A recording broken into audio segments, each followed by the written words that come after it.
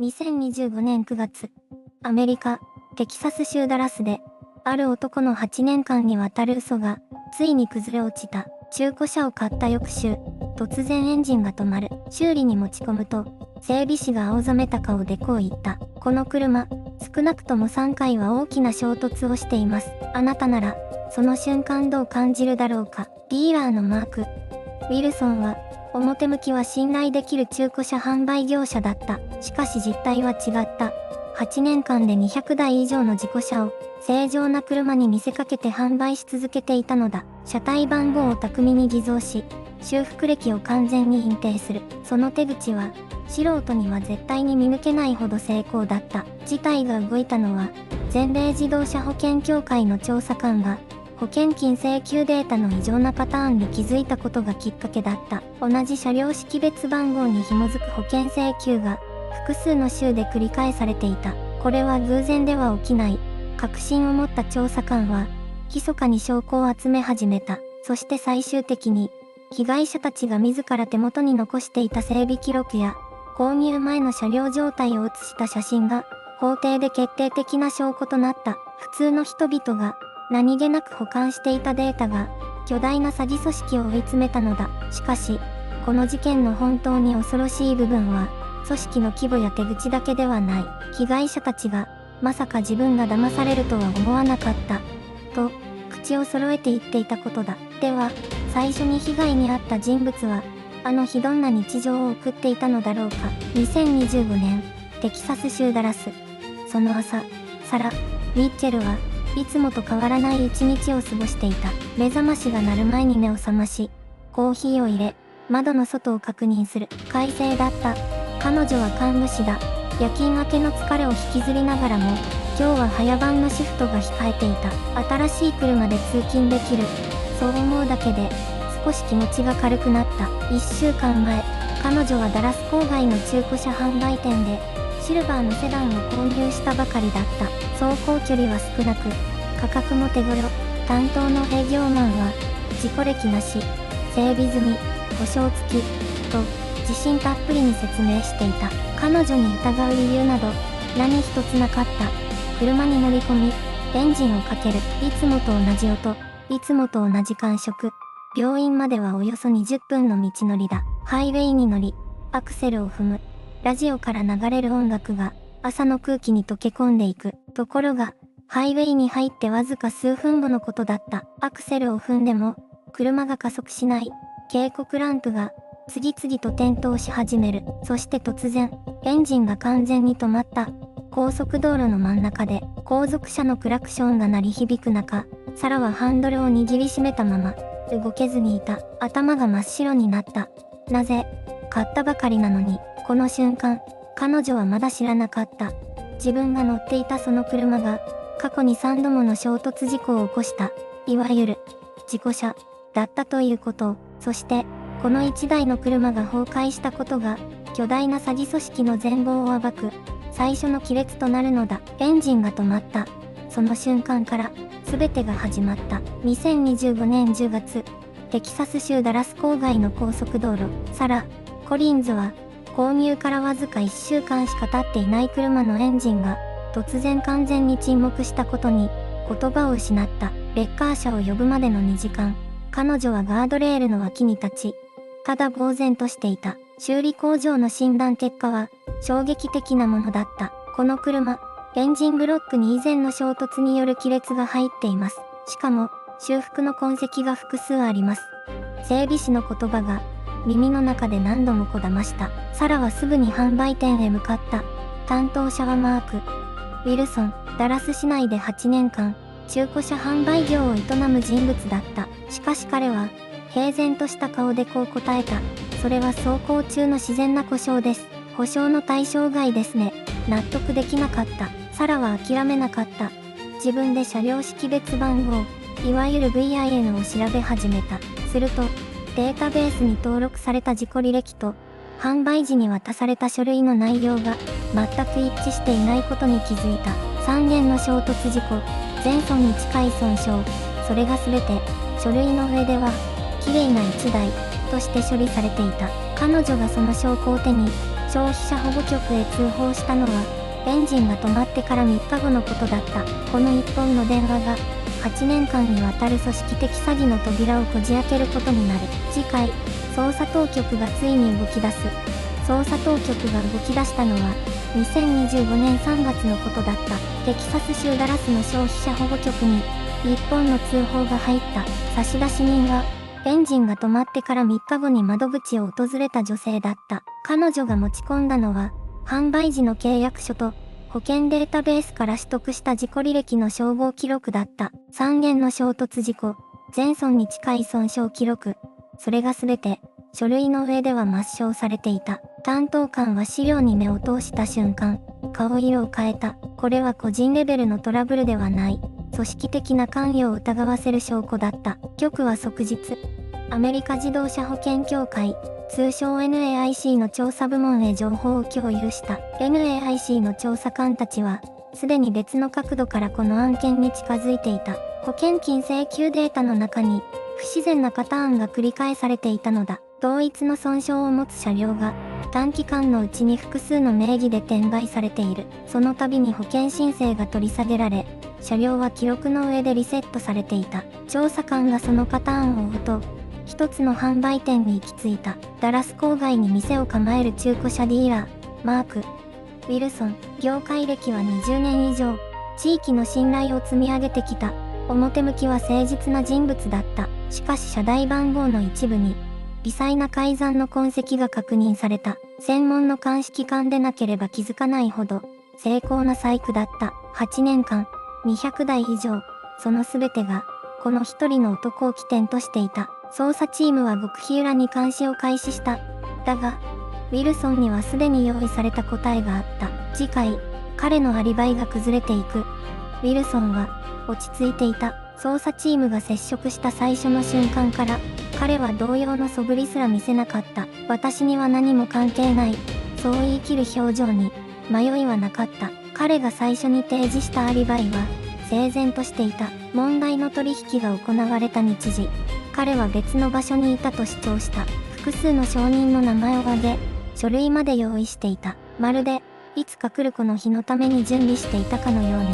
しかし調査官たちは、焦らなかった。証言の一つ一つを、丁寧に照合していった。証人の一人は、別の州に住んでいた。取引当日にウィルソンと会ったとされる時刻。その人物はフライトの記録上、テキサス州内にいなかった。最初の矛盾が、静かに浮かび上がった。さらに決定的だったのは、被害者たちが集めた整備記録だった。販売前の車両状態を写した写真、修復された衝突痕、塗り重ねられた塗装の層。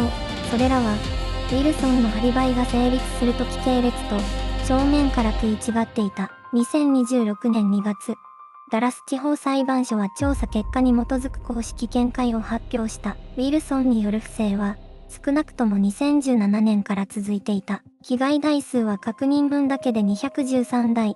被害総額は推定で300万ドルを超えると結論付けられた。8年間、地域社会の信頼は静かに食い尽くされていた。アリバイは崩れた。だが、それで終わりではなかった。この事件の背後には、ウィルソン一人では動かせない、もう一つの構造があった。次回、組織のひとしきれが明らかになる。ひとしきれ、それは思わぬところから始まった。ウィルソンが逮捕された翌日、捜査チームは彼のディーラーシップに残された一冊のノートを発見した。手書きの数字が並ぶ古びたメモ帳だった。そこには車両識別番号と金額とイニシャルが記されていた。ウィルソン一人のイニシャルではなかった。T、R と D、M、2つの記号が繰り返し登場していた。調査官たちは直ちにこの記号の照合を開始した。ウィルソンの取引履歴、銀行口座、そして修理工場への支払い記録、すべてを突き合わせた結果、一つの名前が浮かび上がった。トーマス・レイノルズ。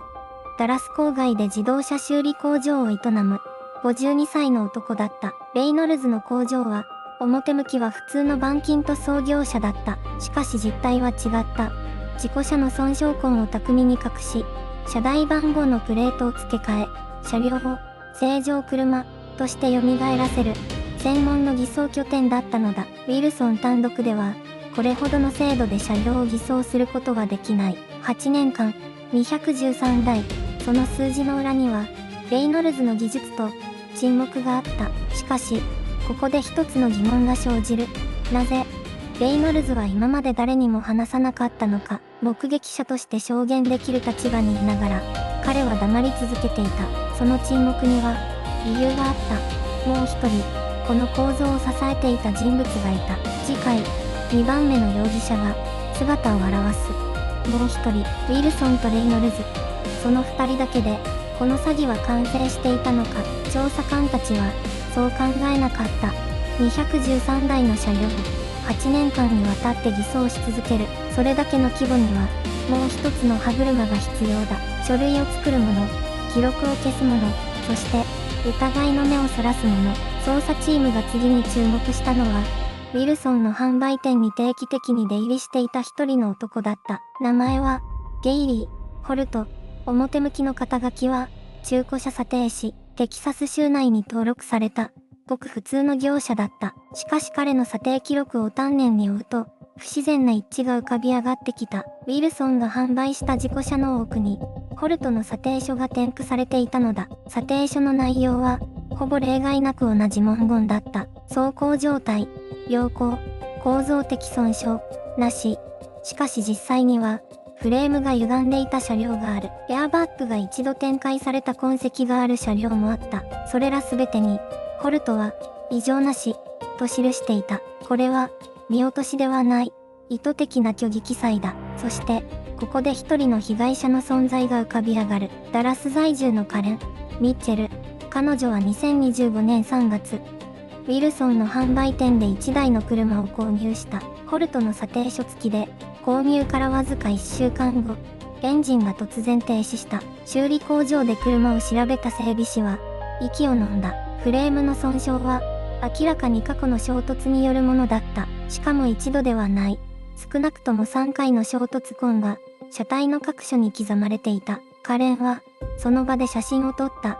その写真が、後に法廷で決定的な証拠となる。ホルトとウィルソンをつなぐ線は、着実に太くなっていった。そして捜査は、この構造の中心へと、ゆっくりと近づいていく。次回、すべての糸が一本に束ねなり、クライマックスへと向かう。すべての証拠が、一本の線として結ばれようとしていた。カレンが撮影した写真には、フレームに深く刻まれた3度の衝突痕が、はっきりと映り込んでいた。素人目には気づかない傷だった。しかし熟練した調査官の目には、それは明白な偽装の証拠だった。その写真データが、テキサス州ダラスの連邦裁判所に提出されたのは、2025年の秋のことだった。調査官たちは、ここで初めて全体像を把握した。マーク・ウィルソンが経営していた中古車販売店は、単なる地域の業者ではなかった。8年間にわたり、200台以上の事故車を正規車両として偽装し、販売し続けた、組織的な詐欺の核心だったのだ。車体番号の改ざんは、専門の技術者が関与していた。塗装の塗り直し、損傷したフレームの溶接修復、内装の全面交換、これらすべてが、買い手に悟られないよう、計画的に施されていた。さらに決定的だったのは、被害者たちが独自に集めた整備記録だった。購入後わずか1週間でエンジンが停止したという報告から始まり、各地の被害者が保管していた整備伝票や販売前の車両状態写真が、次々と証拠として採用された。それらは、ウィルソンが販売前に意図的に欠陥を隠していたことを、明確に示していた。保険金請求のパターンを最初に不審視した調査官の直感が、ここで完全に証明された瞬間だった。組織の全貌が、ようやく法廷の光の下にさらされた。次回、判決の瞬間と、この事件が残した深い教訓へ。判決の日は、2026年3月のことだった。テキサス州ダラス連邦地方裁判所の法廷に、マーク・ウィルソンは静かに立っていた。その表情に、もはや言い訳の色はなかった。陪審員による評決は、全会一致の有罪、詐欺罪、社代番号偽造罪、組織的消費者欺罔罪、合計17の訴因、すべてにおいて有罪が認定された。量刑は、禁錮23年。加えて、被害者への損害賠償総額は2800万ドルを超えた。8年間で200台以上の事故車を正常車として売り続けた男に対する法の答えだった。判決文が読み上げられる間、傍聴席に座った被害者たちは誰も声を上げなかった。ただ、静かに聞いていた。裁判長はこう述べた。この事件は個人の詐欺ではない。制度の盲点を組織的に利用した構造的な犯罪だ。と、捜査を最初に動かした保健調査官のレイチェル・モアは、法廷を出た後、報道陣にこう語った。請求パターンのわずかな歪みが、全ての始まりだった。数字は嘘をつかない。と、しかし、事件はここで完全に終わったわけではない。ウィルソンの供述の中に、共犯者として名指しされた人物が、まだ複数、起訴されていないという事実が残っていた。整備士、車台番号の偽造業者、そして流通ルートの仲介者、捜査当局は、現在も追跡を続けている。この事件が問いかけたのは、一人の詐欺師の話ではなかった。中古車市場全体に潜む、見えない危険の話だった。次回、この事件が社会に残した教訓と、あなた自身を守るための視点を、エピローグとしてお伝えする。マーク・ウィルソンは、2025年、テキサス州ダラスの法廷で有罪を認めた。懲役18年。被害者への賠償命令は、総額270万ドルに上った。しかし、事件はそこで終わらなかった。共犯者として名指しされた整備士のうち、2名は未だ逃亡中だ。車台番号の偽造を請け負っていた業者も、身元の特定には至っていない。捜査当局は、追跡を続けている。被害者たちは今、どこにいるのか。エンジンが止まったあの朝を忘れることができないと語る人がいる。信じた相手に裏切られた記憶は簡単には消えない。この事件が残したのは一つの教訓だ。中古車を買うとき、書類を信じるな。歴史を確かめろ。あなたの目であなた自身を守れ。見えない危険は今日もどこかの展示場に静かに並んでいるかもしれない。